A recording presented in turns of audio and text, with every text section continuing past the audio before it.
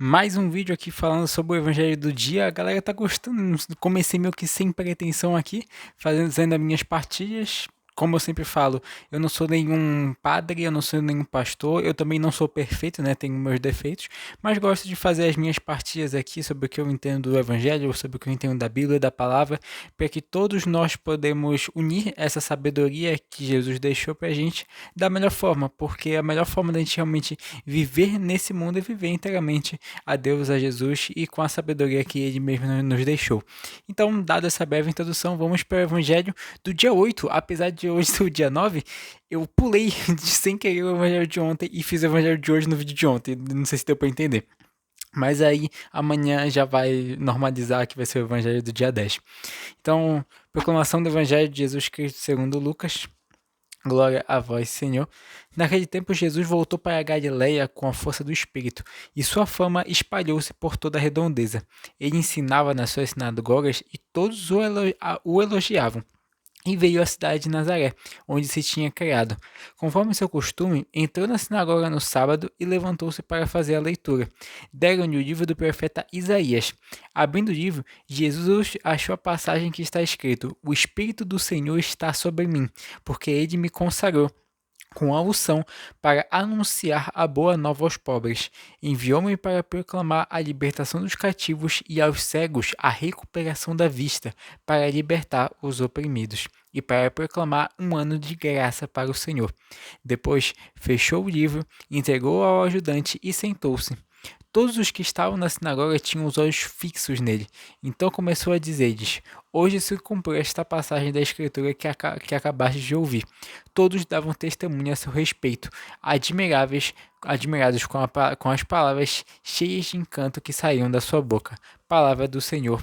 Glória a vós, Senhor. Palavra da salvação. Glória a vós, Senhor. Bom, nesse evangelho, primeiramente, a gente vê Jesus ali junto com os mestres da lei ali na sinagoga. Tem até outra passagem que é na Páscoa e os pais de Jesus, eles vão procurar Jesus porque ele era tão novo, se não me engano, ele tinha 10, 11, 12 anos mais ou menos, e ele já estava ali ensinando sábios que já tinham anos de conhecimento. E aí as pessoas se perguntavam como que esse menino sabe tanto? Como que esse menino tem tanta sabedoria?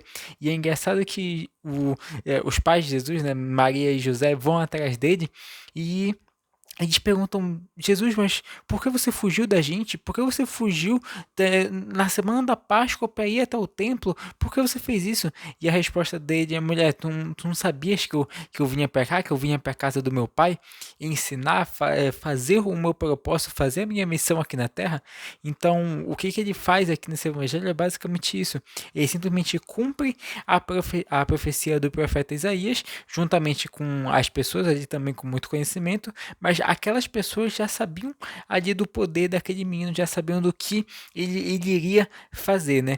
E mais uma coisa muito importante nesse evangelho é a gente lembrar do Espírito de Deus que está sobre cada um de nós. Lucas, o que seria esse Espírito de Deus? Quando Deus criou o mundo, ele criou o ser humano com o livre-arbítrio. Ou seja, você pode fazer o bem, você pode fazer o mal. Você pode ajudar uma pessoa, você pode não ajudar. Você pode o seu dia todo na cama, vendo Netflix, fazendo qualquer outro tipo de coisa, mexendo no celular. Ou você pode passar o seu dia lendo livro, trabalhando. Deus deu esse livre-arbítrio para nós. Porém, a partir do que a gente sabe das escrituras, do que Jesus deixou para nós, Jesus que é Deus, a gente sabe que existem certas coisas, certos princípios que se a gente segue, a gente vive uma vida correta e uma vida que agrada a Deus. Um deles é, obviamente, amar a Deus sobre todas as coisas. E isso está de acordo com temer a Deus também, onde Provérbios fala muito isso. Mas esse Espírito de Deus quer dizer que você tem o Espírito do Criador, mas você obviamente não é o Criador, porque você não é Deus, obviamente, mas você tem a sabedoria e essa graça de Deus dentro de você Por isso que em vários evangelhos e até principalmente nas cartas de Paulo, eles falam que a graça de Deus esteja com você, que a graça do Senhor esteja com você, a graça de Deus está sobre nós. Então, o que seria essa graça? É justamente esse espírito que ele nos dá e nos deu todos os dias e dessa sabedoria que a gente pode pensar, que a gente pode dominar sobre os peixes e as águas, assim como diz em Gênesis. Ou seja, ninguém, você pode dizer que outras espécies elas têm as suas capacidades, as suas inteligências, mas a verdade é que nenhuma outra espécie tem a capacidade de fazer as coisas que o ser humano faz. Nenhuma espécie pode construir um prédio que vai até praticamente os céus, que é, por exemplo, o Burj Khalifa em Dubai. No caso, nenhuma espécie, ela pode fazer curas de pessoas que, por exemplo, estavam passando muito mal. Nenhuma espécie ela pode fazer simplesmente um objeto decolar, voar e pousar, que é o avião, que isso é que a gente até praticamente normaliza hoje em dia. Então, um foguete, né, o próprio Elon Musk. Então, toda essa sabedoria que você tem, que nós temos, isso não é mérito nosso. Isso é a graça de Deus vindo sobre a gente. Então, por isso que você tem que agradecer todos os dias sobre isso.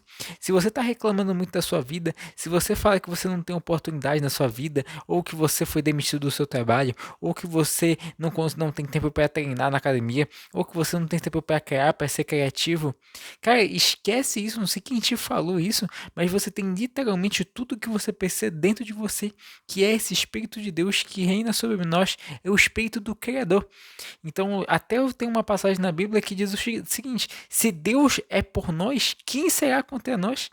Se a gente tem o Criador que sabe de todas as coisas, que ele é onipresente, onisciente, quem a gente vai ter medo? Do que a gente deve ter medo? Então, o medo também é uma coisa que não agrada a Deus, porque é como se você estivesse duvidando do poder que ele tem.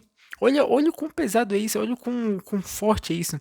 Quando você tem medo, quando você tem uma preocupação, quando você tem algum receio de superar aquele problema que você está pensando ali, você está duvidando da sua capacidade, no caso do seu espírito, né, que também faz parte do espírito do Criador, de superar aquele problema. Você praticamente está duvidando de um poder que Deus te deu, dessa graça, dessa sabedoria que Ele deu para você superar aquele problema. Então, olha o quão forte é isso. Então, sempre que você for duvidar de si mesmo, sempre que você for ter medo, sempre que você for ter a preocupação, aqui ele diz, ele vê os poderes que Deus deu para Jesus. Obviamente, eu, você, nós não somos Jesus, nós não somos Deus, não é isso que eu estou falando, mas é a gente ter a consciência que nós temos esse poder que eles têm dessa sabedoria, dessa consciência, dessa graça que ele nos dá todos os dias de poder nos comunicar, de poder pensar, de poder ser criativo, de poder, no caso dos médicos, por exemplo, curar, porque Deus deu uma missão para Jesus que é também Deus, que ele fala: o Espírito do Senhor está sobre mim, porque ele me consagrou com a unção para anunciar a boa nova aos pobres, enviou-me para proclamar a libertação dos cativos e aos cegos, a recuperação da vista. Ou seja, quando uma pessoa que, por exemplo, de outra espécie pode fazer isso?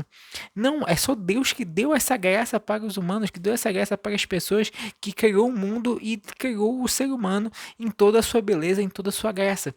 Então, nunca se esqueça disso, nunca se esqueça que o Espírito do Senhor está sobre você, que ele é o maior poder que você pode ter nessa vida, e se você usar ele da forma correta, porque ele te dá o livre-arbítrio, você tem o poder dentro de você, mas você pode usar ele totalmente de uma forma ruim, de uma forma má, de uma forma para prejudicar as pessoas, de uma forma horrível. Por isso que você vê tanta coisa, digamos assim, maligna e ruim no mundo. Ou você pode usar essa prática, esse dom que Deus te deu para fazer o bem, para ajudar as pessoas, para realmente ajudar o seu próximo e honrar o propósito, honrar o dom que Deus te deu na sua vida. Então, essa era a minha mensagem desse vídeo. Eu espero que você aproveite o Espírito de Deus, o Espírito do que o Senhor deu para você, e eu espero que você esteja gostando desses vídeos. E se você gostou, já manda para um amigo seu, já se inscreve no canal e já deixa o like para que essa mensagem possa atingir mais pessoas também. É isso. Obrigado, rapaziada. Valeu.